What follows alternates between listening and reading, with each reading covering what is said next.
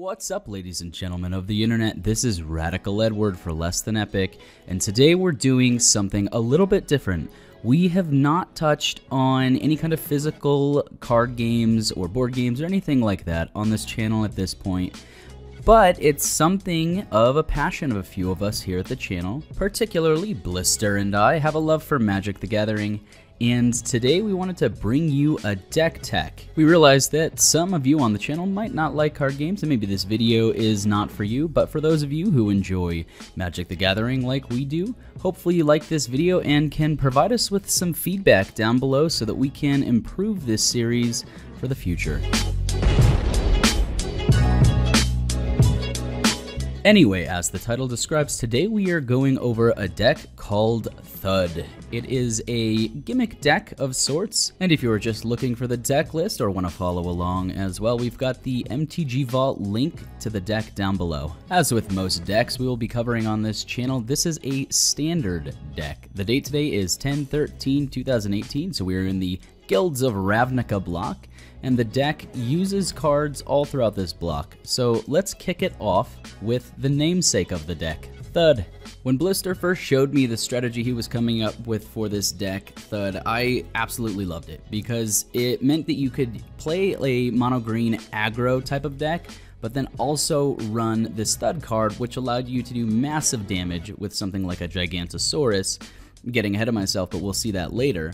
So that was kind of the core idea around this deck, is that we wanted to build the deck around THUD. And then literally as we were finishing up this strategy, Guilds of Ravnica dropped and we got a second THUD, and we knew immediately that this deck was going to go from a good idea to actually a really good strategy, because we could run somewhere between 7 and 8 THUDs in this deck. So we had a good amount of cards with the strategy. So the final number that we came up with is that we're gonna run 3 Gravitic Punches and 4 THUDs.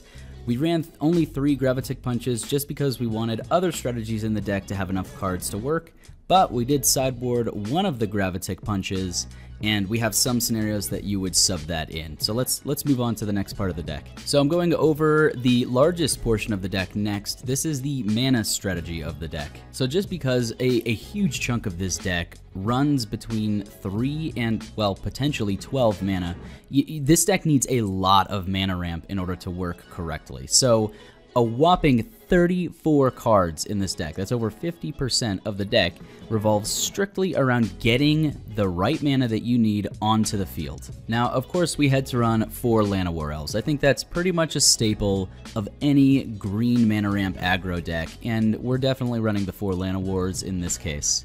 So beyond the 4 Llanowar Elves, there's many different types of like land digs or creatures such as Druid of the Cowl, which was a potential drop in this deck since we're running the Galta in this deck, which requires creature power to be on the field, and land ramp with power on the field can help you bring out the Galta later.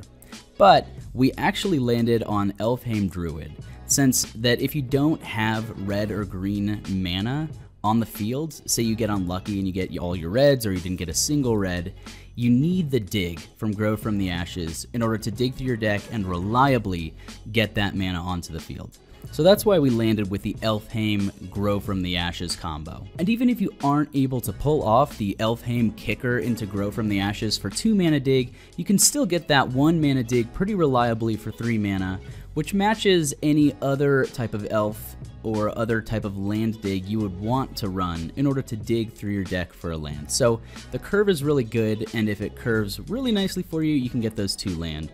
So that's why we settled on the 4 Elfheim, 4 Grow from the Ashes. So in terms of basic and other lands, we are running 22 lands in this deck, and that might seem low at face value, but if you consider that 34 of the cards in this deck are related directly to mana build, it's actually not all that low. You could even sacrifice one of the lands for one of your sideboards if you want, and still run a relatively solid mana curve in this deck. So for basic force, we're running 14 of those. Basic mountains, we're only running 4, but remember, there's only 7 cards in the deck that are going to benefit from that mountain directly. and then we're running 4 Rootbound Craigs. So right away, you might see the same land improvement that we have been considering for this decks, and that would be when the next Ravnica set drops, we're going to have the shock lands for red-green. And you may be tempted to swap out the 4 mountains for those, and we've been considering that, and maybe that is the right way to go, but if you went that route, you're definitely going to want to swap out the Grow from the Ashes, as the Grow from the Ashes only allows you to dig for basic lands. So really you'd be changing a lot of the mana strategy of the deck by swapping out those 4 mountains for the 2 shock lands when the next set drops, but you could always do that and still get away with it so long as you swap out the Elfheim and the Grow from the Ashes for something else that allows you to do the same thing. Anyway, that's the whole mana and early game strategy of this deck, and it leads really nicely into the rest of the deck, which at minimum is 3 mana cost creatures and up. And while it has taken a while to refine exactly which mono-green aggro we want to run in this deck, because of certain matchups it makes some of the aggro a little bit difficult to run, but the early game Steel Leaf Champions is an absolute must, I think, in any mono-green aggro right now. This card is just way too powerful not to run, especially if you consider that turn 2 Llanowar into Steel Leaf Champion. It's possibly the most aggro play that you could make in the game right now, and super hard to deal with for any deck. So yeah, the 4 Steel Leaf Champions were an absolute must when making this deck, and I wouldn't suggest swapping this out for anything else. But the next creatures are where it gets a little bit more variable depending on the deck that you play against. So the next creature is another 3 cost, Thrashing Brontodon. We're actually running 2 of them. Now originally when I made this deck, I had this slot as Runic Armasaur, and the deck plays relatively the same with Runic Armasaur or Thrashing Brontodon in this slot, and they're both very amazing cards for exactly why you would play them in this 3 cost slot. But the Thrashing Brontodon allows you to curve faster into Galta, and the Runic Armasaur is only really good against decks that use a lot of activated abilities. So we definitely sideboard 4 of the Runic Armasaurs and the other 2 Thrashing Brontodons, but really you want to start with the Thrashing Brontodon so that you can curve into Galta faster. And then game 2, against a deck that uses a lot of activated abilities, you should definitely be swapping out the Thrashing Brontodons for your Runic Armasaurs, and maybe even swapping out some of your mana cards for the other 2 Runic Armasaurs, because the extra card draw against a deck like that is just going to be devastating for them. Anyway, this one was Blister's suggestion to run the Thrashing Brontodon instead of the Runic Armasaurs, and I really think it was a good call. Alright, next we're moving into the 4 mana cost slot, and I really think that any green deck should be running this at least in a sideboard because it's an amazing card, Vinemare. Never, ever, ever underestimate how ridiculously OP hexproof can be, because any deck is going to run some sort of board removal, and if Vinemare just completely counters that. And not only that, something that mono green aggro, something that runs a lot of creatures in order to do what it needs to do, control decks are just going to walk all over that, unless you have something like Vinemare, something that they cannot remove. And not for nothing, a 5/3 on the field, potentially turn 3 that cannot be taken off of the field by kill cards, is just really powerful to begin with. So 4 of Vinemares was pretty much a no-brainer for a deck like this. Let's move on. So here is what everything was ramping into. The next part of the deck is the high cost part of the deck, though that exact cost is kind of variable depending on how many creatures you have on the field at the time. In the high cost part of the deck, we are running 2 Goreclaws, which, yeah, he's as much as the Vinemare, but beyond that we're running 4 Gigantosaurus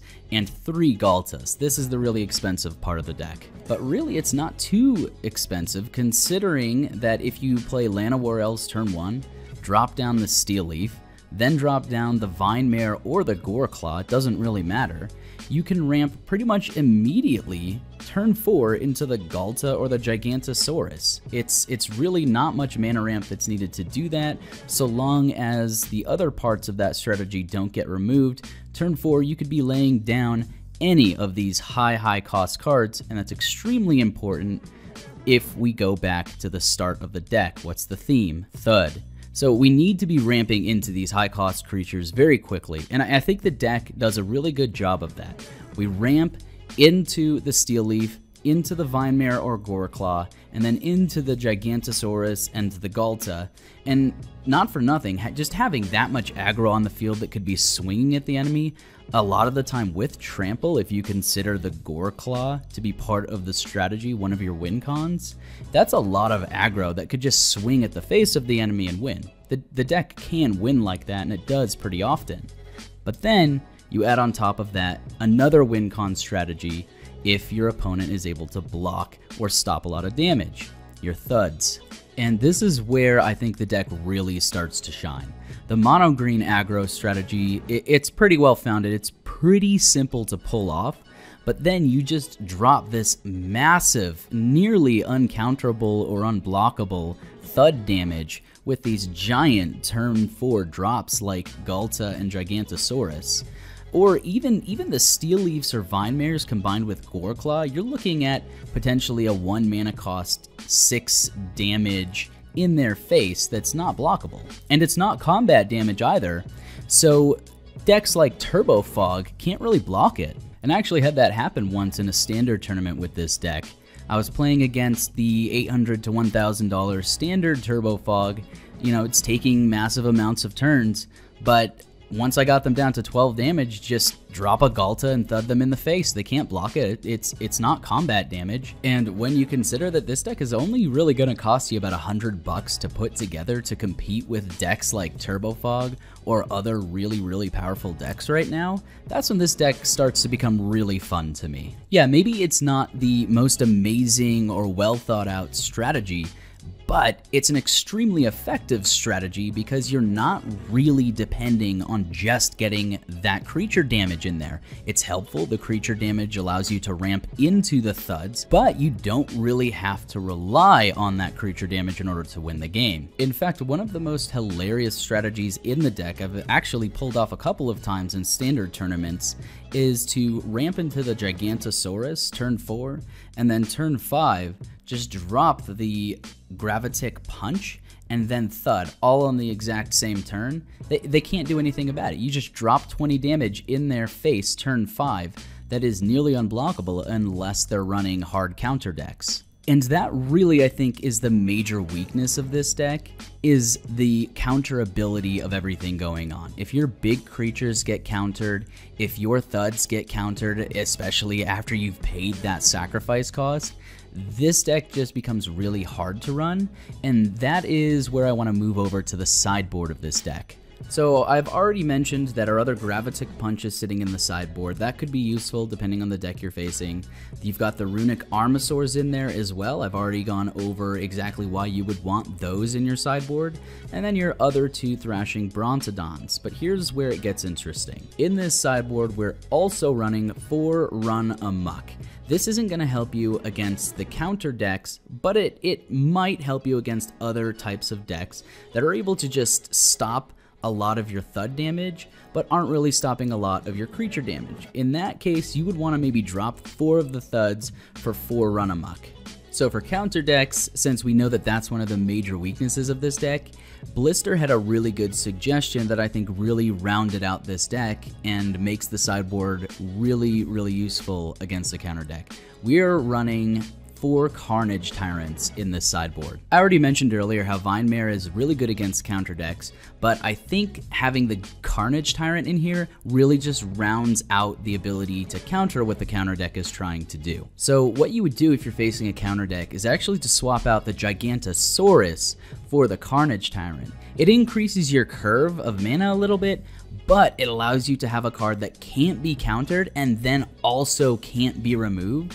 And then that card is also, it's a 7/6 with Trample in their face. Like, this is a completely countering what a counter deck is trying to do. And I've faced counter decks with this THUD deck. It doesn't do well against it unless you're going to be running that Carnage Tyrant, because now you have enough hexproof and enough uncounterable spells in the deck to stop the counter deck from slowing your roll up.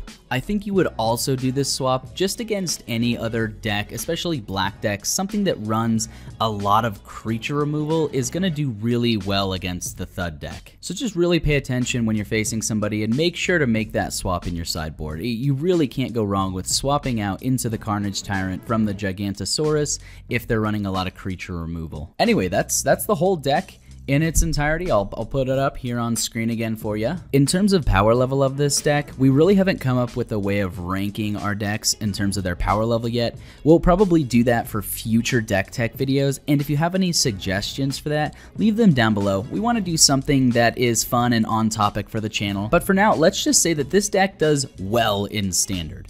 I would give it like 4 out of 5 stars or 3.5 out of 5 stars.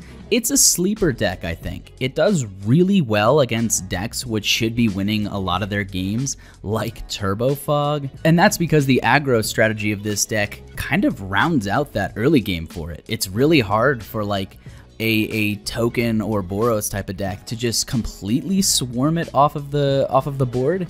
So it can survive that early game, and then the late game when it's just bringing out these 12-12s, 10-10s, and then just thudding them into the enemy's face, it works really well. And it's not even combat damage, so a deck like Turbo Fog can't even block it. And for a deck that only costs about $100 to be able to compete at that level, this deck is a ton of fun. Anyway, that's going to do it for the deck tech of THUD. If you like this strategy, go ahead and give the video a thumbs up and consider subscribing. And if you have any suggestions for the deck, changes that you would make, or strategies that you think would go well with this deck, go ahead and leave those in the comments section below.